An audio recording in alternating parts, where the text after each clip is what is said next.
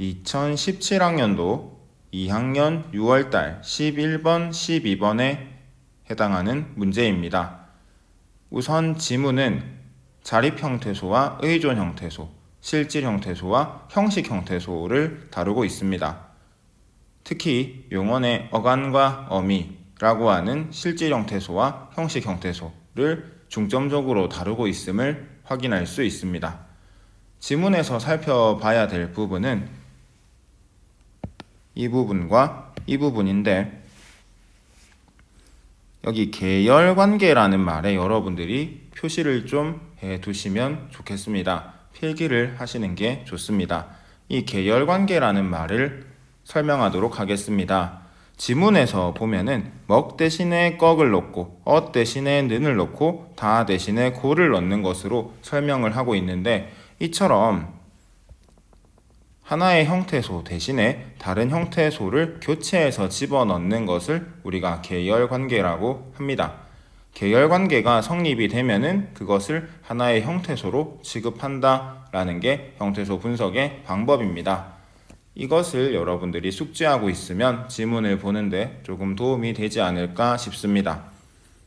이 먹 또는 꺽은 이 단어에서 실질적인 의미를 담당하고 있는 실질형태소입니다. 그래서 먹이 꺽으로 바뀌게 되면 단어 전체의 의미가 바뀌게 되고 다른 단어가 됩니다. 해서 어간에 어미가 붙어서 어미가 교체되어서 어미가 바뀌어서 단어의 전체적인 형태가 달라지는 활용이 이루어질 때는 어간이 교체되어서는 안 됩니다. 활용은 엇과 다와 같이 문법적인 의미를 표시하는 어미가 교체되는 것입니다. 그 점을 유념하시기 바랍니다. 2번 예문 사과를 먹었다 해서 우리가 한 가지 공부할 수 있는 부분은 이것인데, 사과는 실질 형태소이면서 자립 형태소입니다. 르는 형식 형태소이면서 의존 형태소입니다. 먹은 실질 형태소이면서 의존 형태소이고, 엇과 다는 를과 마찬가지로 형식 형태소이면서 의존 형태소입니다. 우리가 먼저 하나 살펴볼 것은 를과 먹었다입니다. 를이라고 하는 하나의 단어, 조사는 우리가 수업 시간에 조사라는 이야기를 언급했기 때문에 선생님이 이야기를 하는 겁니다. 를이라고 하는 조사는 단일한 의존 형태소로 이루어져 있는 단어입니다. 하나 확인할 것은 단일한 의존 형태소로도 단어가 이루어질 수 있다는 겁니다. 또 단일한 형식 형태소로도 실질적인 의미가 없어도 단어를 만들 수 있다라는 겁니다. 그 점을 여러분들이 확인하시기 바랍니다. 그리고 먹었다입니다. 용언의 어간과 용언의 어미는 모두 의존 형태소라고 하였습니다. 이 말인즉슨 의존 형태소만 가지고도 무엇을 만들 수 있다? 하나의 단어를 만들 수 있다라는 의미가 됩니다. 이 점을 유념하시기 바랍니다. 11번 문제입니다. 답은 5번입니다. 실질적인 뜻을 지닌 형태소는 모두 자립적인 성격을 지닌다. 먹이라고 하는 용언의 어간의 경우 의존 형태소라고 누차 강조했습니다. 자립적인 성격을 지닌 것은 실질 형태소입니다. 모든 자립 형태소는 실질 형태소이지만 모든 실질 형태소가 자립 형태소인 것은 아닙니다. 먹과 같은 어간은 의존 형태소라는 거 기억하시기 바라고, 2번 아까 설명했습니다. 의존 형태소만으로도 단어를 형성할 수 있다. 대표적인 예는 조사와 용언입니다. 형태소 하나가 단어 하나를 형성하는 경우도 있습니다. 단일한 형태소로 형성된 단어를 우리가 단일어라고 이야기를 합니다. 그리고 사과와 같이 하나의 형태소로 2017학년도 2학년 6월달 11번 문제입니다.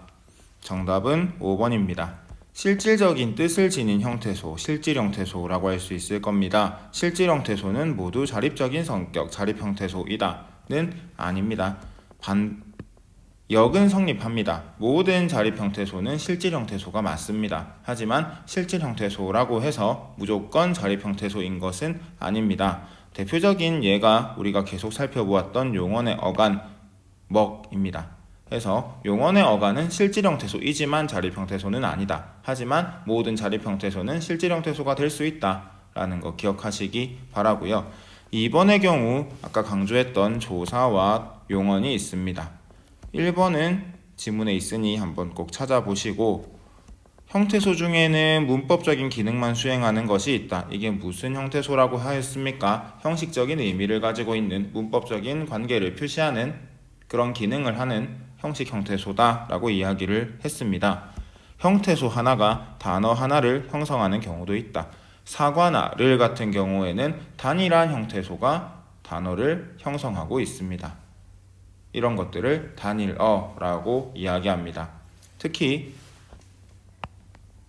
사과와 같은 것을 어근이라고 하는데, 이것은 나중에 조어를 공부할 때 자세히 다루도록 하겠습니다.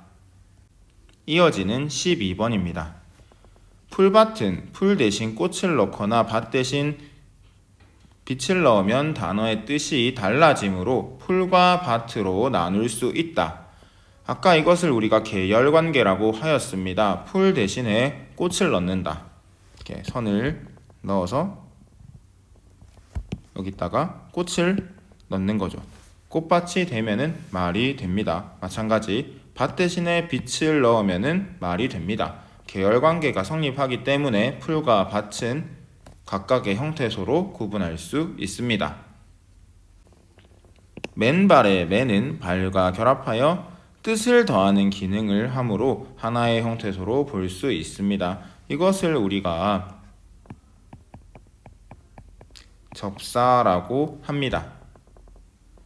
실질적인 의미를 갖고 있다기보다는 어떤 뜻을 더해주는 형식적인 의미를 가지고 있다라고 봅니다. 그래서 이 친구들도 형식 형태소 그리고 의존 형태소이고 조사, 어미와 하나의 세트입니다. 그래서 열심히 봐야 되는 부분이다 라는 것 기억하시면 됩니다.